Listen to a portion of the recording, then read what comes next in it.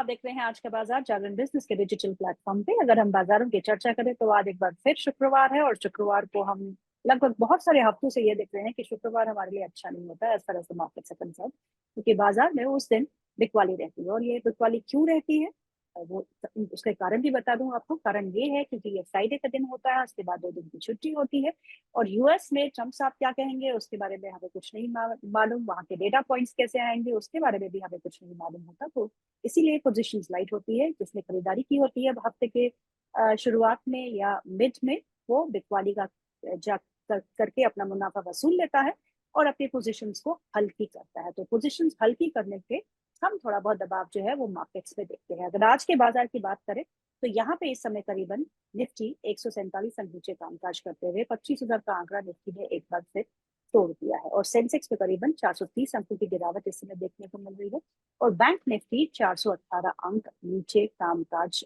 करते हुए। और इंडिया विक्स के उसमें जो यहाँ पे एक उछाल देखने को मिल रहा है, वो 11.25 के आसपास जो है वो इंडिया विक्स इस समय कामकाज कर रहा है। लेकिन देखने की बात यह है, जहाँ पे लार्ज कैप्स दबाव में है वहां मिड कैप, अगर हम निफ्टी मिड कैप की बात करें तो वो मजबूती के साथ कामकाज कर रहा है, हरी दिशा में कामकाज कर रहा है। तो देखना यह होगा कि आज के मार्केट्स जो है यहाँ से कहाँ बंद होते हैं। तो आज के निफ्टी के गेनर्स की बात करते हैं। आज गेनर्स की लिस्ट में सबसे ऊपर है बीईएल, 1% का इजाफा यहाँ पे है। महिंद्रा एंड महिंद्रा में करीबन 1% का इजाफा देखने को मिल रहा है। सन फार्मा एक और काउंटर है जहाँ पे हरा निशान है, और टाइटन और इटर्नल में भी आज मजबूती देखने को मिल रही है। और गिरने वाले स्टॉक्स में आज देखते हैं तो ग्रासम सबसे ऊपर है, 2% की गिरावट यहाँ देखने को मिल रही है। एशियन पेंट्स पे करीबन 1.25% की गिरावट है। Hero MotoCorp, Adani enterprises, JSW steel, कुछ अन्य काउंटर्स है जहाँ पे इस समय गिरावट देखने को मिल रही है। और क्योंकि बहुत सारी खबरें हैं जो बाजार पे असर कर सकती है। बाजार पे असर करने वाली सबसे बड़ी खबर है ट्रंप के टैरिफ्स, और ट्रंप के टैरिफ्स की जो एडिशनल 25% पेनल्टी लगने वाली है हम पे, बिकॉज कि हम रशिया से ऑयल इंपोर्ट करते हैं, उस पर सबकी नजर है। क्योंकि कहीं ना कहीं मार्केट ने इसको डिस्काउंट नहीं किया था इस खबर को, क्योंकि वो मानती थी कि इंडिया और यूएस के बीच में समझौता हो सकता है, क्योंकि रशिया और यूक्रेन के बीच में जो इंडिया ने भूमिका निभाई है उसका असर जो है हमारे टैरिफ डील पे पड़ सकता है। पर अभी तक ऐसा कुछ देखने को नहीं मिल रहा। कोई भी यूएस फेड के ऑफिशियल या यूएस मेन गवर्नमेंट के ऑफिशियल्स की तरफ से ऐसी कोई पॉजिटिव सिग्नल्स बाजार को नहीं मिल रहे, इसीलिए बाजार में आज जो है वो दिक्कत देखने को मिल रही है। आज जैक्सन होल में पावल साहब बोलेंगे, और वो बोलेंगे कि यूएस की इकोनॉमी का प्रदर्शन कैसा रहा, क्या वो ब्याज दरों में कटौती की संभावनाएं जताएंगे, इस पे भी सबकी नजर रहेगी। क्योंकि जो आंकड़े अभी तक निकल के आ रहे हैं यूएस के, वो ये नहीं दर्शाते कि कहीं ना कहीं जो है इन्फ्लेशन में कुछ ज्यादा भरकम कमी आने की दिशा में इस समय यूएस चल रहा है। तो इन्फ्लेशन के कंसर्न्स अभी भी बने हुए हैं। पावल साहब क्या बोलते हैं स्पीच में, उस पर सबकी नजर रहेगी। क्योंकि आज फ्राइडे है तो आज सब अपनी पोजीशंस को लाइट कर रहे हैं। और अब हमारे साथ हमारे खास मेहमान जुड़ चुके हैं, mister Anshul Jain, head of research, Lakshmi Shri investments. Anshul ji, ऐसे बाजार में ये फ्राइडे का क्या सीन है अंशुल? एवरी फ्राइडे बिकवाली होती है, क्यों? इत्तेफाक भी हो सकता है। क्योंकि या तो फूफा जी फ्राइडे शाम को कोई बम फोड़ते हैं या शनिवार बम फोड़ते हैं, वीकेंड थोड़ा सा लिटिल लिटिल एक्स्ट्रा हो जाता होगा। तो फूफा जी वीकेंड पे बम फोड़ते हैं तो लोगों को डर रहता है। और मैं भी जनरली कभी ट्रेडिंग पोजीशंस फ्राइडे को कैरी करके नहीं जाता हूँ, ताकि वीकेंड में टेंशन ना रहे। बिल्कुल। कि नया दिन, नई शुरुआत। तो जनरली ट्रेडर्स का ये प्रोस्पेक्टिव होता है, 95% ट्रेडर्स का प्रोस्पेक्टिव होता है कि फ्राइडे पोजीशन काट के ही जाते हैं। बट इस बीच में जो फ्राइडे की सेलिंग है, that is more related to Donald Trump. तो उसको ट्रंप टावर, ट्रंप इवेंट कह सकते हैं, रादर देन जी। Friday selling. तो फूफा जी सेलिंग नाम दे दूंगा मैं इसको, और उसके अलावा और कुछ खास नहीं है। बिल्कुल, मैं अभी दर्शकों को यही समझा रही थी, क्योंकि आप लेट ज्वाइन करते हैं हमेशा सैटरडेज को, फ्राइडेज को। तो मैं उनको बोल रही थी कि क्योंकि पोजीशंस होती है उनको कवर किया जाता है towards the end of the trading session जो फ्राइडे होता है, क्योंकि अ, छुट्टी के दिन में क्या होगा किसी को नहीं मालूम। चलिए अब शुरुआत करते हैं। पहले हम आपके ट्रेडिंग जो देते हैं निफ्टी पे, अब क्या करना है? 25,000 के आंकड़े के नीचे एक बार फिर निफ्टी। देखिए 25,150 तक का हमारा 144 तक का टारगेट था जो कल टेस्ट हुआ है, वहां से प्रॉफिट बुकिंग आ रही है, गैप फिल हुआ है। अब 10, 20 और 50 तीनों, 10, 20, 50 तीनों मूविंग एवरेज और प्रीवियस मंथ का वैल्यू एरिया लो तीनों 24,840 के आसपास है। तो मोस्ट लाइकली 24,840 और वहीं पे एक गैप भी है। तो मोस्ट लाइकली 24,800 तक अगर डिप आती है तो वहां पे कोई भी बुलिश एविडेंस मिलेगा, I would okay. Be buyer. अभी भी एफआईआई बहुत लंबी शॉर्ट पोजीशन में बैठा हुआ है। तो जो स्टार्ट ऑफ रैली हम 2,000 पॉइंट की मान रहे थे 24,400 से, उसमें 900 पॉइंट की रैली आई है। ये पुल बैक के बाद फिर नेक्स्ट लेग रैली कंटिन्यू रहनी चाहिए, जिसमें 25,246 मेरा पहला टारगेट रहेगा। चलते हैं, पहले हम ऑप्टिमिज्म से शुरू करते हैं और आज के गेनर्स पर नजर डालते हैं। एमएनएम, टाइटन, इटर्नल आज गेनर्स की लिस्ट में शामिल है। इसमें से इटर्नल पे बात करते हैं, क्योंकि इटर्नल पे अभी रामदेव अग्रवाल जी जो एनओएसएल के हैं, उन्होंने कहा कि अगर इंडिया का एनवीडिया कोई हो सकता है, वो इटर्नल ही हो सकता है, यानी कि जोमेटो ही हो सकता है। इसके चार्ट्स क्या कहते हैं? बहुत ही अच्छा ब्रेकआउट के बाद अपने आप को सस्टेन कर रहा है, कंसोलिडेट कर रहा है। यहाँ से कहाँ देखते हैं आप इटर्नल? तो ये 242 के ब्रेकआउट से हम 286 और उसके ऊपर 310 तक देख रहे थे, दोनों टारगेट अचीव हुए। हालांकि हम उसमें पार्टिसिपेट ऑन डिलीवरी बेसिस नहीं कर पाए। इंट्राडे जो फ्यूचर ऑप्शन टीम देती है उसमें multiple time buy sell call दिए हैं। 310 286 का करीब रिटेस्ट करके ऑल टाइम हाई बना है। बट अभी भी मेरे को कंफर्ट नहीं आता है स्टॉक में बाई करने का। 7-8 अपडे हो चुके हैं, मे भी एक पुल बैक 310 305 की जोन तक आ सकती है। उसके सामने स्विगी फिर भी ठीक लग रहा है, पुल बैक ले रहा है। Relative strength any day eternal में है, थी है और वहीं रहेगी। बट स्विगी में पुल बैक ज्यादा अच्छा लग रहा है। परसों नरसों ने 411 के आसपास बाई भी दिया था, 457 के लिए हाई बना है 443। तो मेरे को फिलहाल शॉर्ट टर्म के लिए जोमेटो के कंपैरिजन में स्विगी ज्यादा अच्छा लग रहा है 457 तक के लिए। बट स्विगी ट्रेडिंग प्ले है, एटर्नल या जोमेटो ये एकदम स्ट्रेंथ वाला प्ले है। तो उसमें कभी ऊपर नीचे आता भी है, डिप आती भी है, तो वहां कॉन्फिडेंस रहेगा कि यहाँ डिप के बाद हाई बनेगा। स्विगी में उस टाइप का कॉन्फिडेंस नहीं है, केवल ट्रेडिंग बेट है। ओके, आज फार्मा स्पेस में कुछ हलचल देखने को मिल रही है। आप सिप्ला के स्टॉक को देखिएगा, वो भी हरे निशान में है। सन फार्मा भी हरे निशान में है। डॉक्टर रेड्डीज भी हरे निशान में कामकाज कर रहे हैं। फार्मा स्पेस के अगर तीनों दिग्गजों की बात की जाए, कुछ पसंद है? और देखिए सिप्ला में स्टैंडर्ड डिस्क्लेमर दूंगा, इसमें हमारे क्लाइंट्स लॉन्ग हो सकते हैं। कल हमारी एफ टीम ने बाई दिया था सिप्ला, तो कुछ क्लाइंट्स लॉन्ग हो सकते हैं। ऊपर में पार्शियल प्रॉफिट बुकिंग भी करा दी थी। टारगेट्स कुछ बचे हुए हैं, मतलब ओवरऑल हमको 1,650 रुपए तक जाते हुए दिख रहा है। तो यहाँ से 50 रुपए और अपसाइड है। कल जैसे ब्रेकआउट बनना स्टार्ट हुआ और वॉल्यूम उठा था तो एफ टीम ने बाई दिया था। और डॉक्टर रेड्डी देखें तो 1,300 1,350 तक जा सकता है, आज बाई कॉल दिया हुआ है। और अच्छा। इसके अलावा लुपिन है। लुपिन भी ठीक लग रहा है, लेकिन अब दो में दे दिया था तो पूरा एक ही सेक्टर बाई दे देना ठीक नहीं होता है, क्योंकि स्टॉप लॉस कटे तो सब एक साथ कट जाते हैं। इसलिए दो पे देके हम रुक गए हैं। बट ओवरऑल फार्मा में थोड़ी सी तेजी लग रही है। फार्मा इंडेक्स पे वापस 22,400 के आसपास खड़ा है। अपसाइड में 12,850 तक की रैली बन सकती है। तो फार्मा इंडेक्स में भी 400 पॉइंट की तेजी है। तो ओवरऑल ओके। सा तेज रह सकता है फार्मा।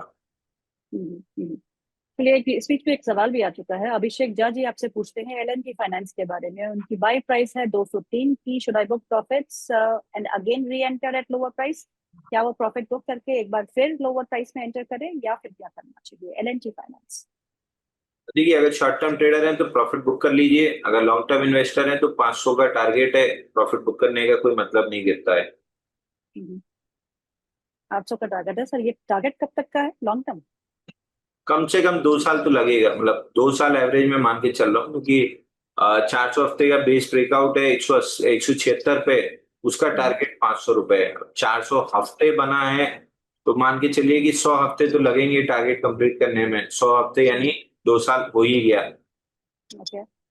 ओके। और टाटा अगर मोटर्स पे। और अगर ट्रेडर हैं तो आपको एफडी का पैसा मिल रहा है, एफडी से ज्यादा का पैसा शॉर्ट टर्म में मिल रहा है, हम्म, बेचने की जगह बुक कर ही लेना चाहिए। आज कुछ धीरे धीरे लग रहे हैं अंशुल सर, क्या बात है? All well? ये मेरा लैपटॉप खराब हो गया, मतलब 3 दिन से बन नहीं रहा है। मेरे को गुस्सा तभी आने आपकी लगी है। तभी आपकी शक्ल में भी दिख रहा है कि कुछ तो कुछ गड़बड़ है, राइट? अब मेरे को गुस्सा आने लगी है। आपको भी गुस्सा आता है ट्रम्प की तरह? मेरे को बहुत ही गुस्सा आता है, आजू बाजू वालों से पूछिए। चलिए अब बात करते हैं टाटा मोटर्स की, क्योंकि हमेशा टाटा मोटर्स पे सवाल आता है जब आप आते हैं, क्योंकि आपका पर्सनल एक्सपोजर जो है वो टाटा मोटर्स में है। टाटा मोटर्स में जीएसटी में जो रैशनलाइजेशन की बातें चल रही है उसके बाद एक अच्छा रुझान भी हमने देखा था, लेकिन आज थोड़ा बहुत प्रॉफिट बुकिंग है, वो अक्रॉस द बोर्ड देखने को मिल रही है। So Tata Motors every dip is a buy. और टाटा मोटर्स में पर्सनल पोर्टफोलियो में नहीं है, टाटा टेक है।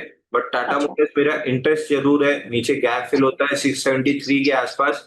आई वुड बी अ बायर। मेरे को ऊपर 703 का जो पुल बैक का टारगेट था वो कंप्लीट हुआ है। नेक्स्ट लेग हम्म। में जब भी 703 निकलेगा 735 65 तक आ सकता है। अब ये पुल हम्म। बैक रैली जीएसटी की वजह से आ गई है, नहीं मैनेजमेंट ने तो थर्ड क्वार्टर तक हाथ खड़े करके ही रखे हैं कि थर्ड क्वार्टर से रिजल्ट सुधरेगा, तो जी। वहां तक आपको वेट करना पड़ेगा। बट ये जीएसटी की वजह से आई बिलीव हम्म। कि अगर हम्म। रेट कट इम्प्लीमेंटेशन इसी क्वार्टर मतलब आसी पास में हो जाता है, तो फिर हम्म। सेकंड क्वार्टर में ही शायद रिजल्ट सुधर के आने लगे। हम्म। मारुति या फिर एमएनएम, दोनों के चार्ट्स में से सबसे अच्छा चार्ट किसका? देखिए दोनों के चार्ट बहुत बेहतरीन है, मारुति ज्यादा अच्छा परफॉर्म कर गया। आपको याद होगा ऑटो इंडेक्स के ब्रेकआउट पे भी मैं चार ही स्टॉक बताता था, मारुति, एमएनएम, जी जी टीवीएस बिल्कुल। मोटर और अशोक लीलैंड। और इस पूरी हम्म। रैली में अशोक लीलैंड हम्म। थोड़ा कम चला, but Maruti clear out performer रहा। एमएनएम में आउट परफॉर्मेंस दिखी, टीवीएस मोटर में आउट परफॉर्मेंस दिखी। अशोक हम्म। लीलैंड थोड़ा सा दब गया और वो मेरी फोर्थ चॉइस भी था। तो दैट बीइंग हम्म। सेड अभी भी मारुति अभी तो फिलहाल शॉर्ट टर्म टारगेट के पास है, तो पुल बैक आ सकता है क्योंकि डेली मूविंग एवरेज से भी दूर है। तो इस हम्म। जंक्शन पे मैं एमएनएम ज्यादा प्रेफर करूंगा कंपेयर टू हम्म। मारुति, अगर ट्रेडिंग पर्सपेक्टिव से पूछ रहे हैं। इन्वेस्टिंग हम्म। पर्सपेक्टिव से दोनों ही स्टॉक में अभी बहुत अपसाइड बची हुई है, अभी तो हम्म। शुरुआत ही हुई है। हम्म। अभिनव सिंह का सवाल है कैनरा बैंक पे, उनका टारगेट टारगेट पूछ रहे हैं आपसे कि कैनरा बैंक में क्या टारगेट हो सकता है, क्योंकि पीएसयू बैंक का प्रदर्शन थोड़ा ढीला पड़ गया है एक बार फिर से अंशु। देखिए कैनरा बैंक में 106 रुपए का आपका स्टॉप लॉस होना चाहिए, अगर इसके नीचे ट्रिगर होता है तो मेरी फैमिली पोर्टफोलियो में स्टॉक लॉन्ग है, हम एग्जिट कर जाएंगे। नहीं तो हम्म। टारगेट में को 121 रुपए दिख रहा है। हम्म। चलिए एक और स्टॉक की बात करते हैं, वो है फोर्स मोटर्स है, जो काफी ट्रेंडिंग में है। एक बहुत अच्छा रुझान के बाद आज प्रॉफिट बुकिंग इस स्टॉक में देखने को मिल रही है। सो फोर्स मोटर्स को इन लेवल्स पे क्या करना देखिए Force Motor non stop pull back के बाद 13 दिन में 33% चला था और आज केवल 5% करेक्शन है, यानी कल जो बाई हुआ था आज वो सेल हो रहा है, तो है? टॉपिंग जी। आउट पैटर्न तो बन रहा है। 20,400 20,300 ही मेजर सपोर्ट है। नहीं हम्म। प्रोटेक्ट हुआ तो डेली मूविंग एवरेज 19,000 के आसपास छूट गए हैं, वहां तक हम्म। नीचे आराम से आ सकता है, तो बाइंग इंटरेस्ट एटलीस्ट खत्म हो जाना चाहिए इस काउंटर में। हम्म। हम्म। वो तो एक शब्द आप इस्तेमाल करते हैं, बाइंग क्लाइमैक्स, वो इस पे आ चुका है। नहीं वो नहीं, अभी शॉर्ट टर्म क्लाइमेटिक मूव है, बाइंग क्लाइमेक्स तो नहीं हुआ है अभी। अच्छा ठीक है, गॉडफ्रे फिलिप्स के स्टॉक्स की बात करते हैं, एक और जोरदार तेजी वाला शेयर, जहाँ पे जीएसटी की तलवार जो है उस पे गिर सकती है। As far the cigarettes are concern, ये माना जा रहा है कि इनको सिम गुड्स में शामिल किया जाएगा, 40% का टैक्स लगेगा। अभी ऐसा कुछ पता नहीं है, but these are all reports जिसके बेसिस पे हम इन स्टॉक्स में जो रिएक्शन देते हैं। पर उसके बावजूद स्टॉक ने काफी अच्छा प्रदर्शन किया है, थोड़ी बहुत प्रॉफिट बुकिंग हायर लेवल से, पर it's holding up well. Godfrey Phillips पूछे आप, राइट? जी। जी गॉडफ्रे फिलिप परसों भी हमने बाई दिया था, 11,444 ऑल टाइम हाई का टारगेट था जो टेस्ट किया है। कल इनसाइड बार हम्म। था, आज भी इनसाइड बार है। मार्केट खुले 2 घंटे से 3 घंटे ज्यादा हो चुका है, 50 डे एवरेज वॉल्यूम का 69% ही काम हुआ है, तो एकदम टाइट हम्म। अप वॉल्यूम पे कंसोलिडेशन चल रहा है। जब भी ये हम्म। 11,444 के ऊपर टिकेगा एक नेक्स्ट लेग ऑफ रैली बन सकती है, लेकिन ब्रेकआउट सस्टेन होना जरूरी है। तो एविडेंस जब तक ना मिलेगी ब्रेकआउट सस्टेन हो गया है ग्यारह चार हम्म। सौ चवालीस के ऊपर, लॉन्ग करना खतरे से खाली नहीं रहेगा। तो उसके राइट। ऊपर एक बार पहले एविडेंस का वेट कीजिएगा, उसके बाद लीजिएगा। दूसरा, अगर 1 मिनट आप दें तो सिगरेट के ऊपर से मैं आपको एक चीज बता दूं।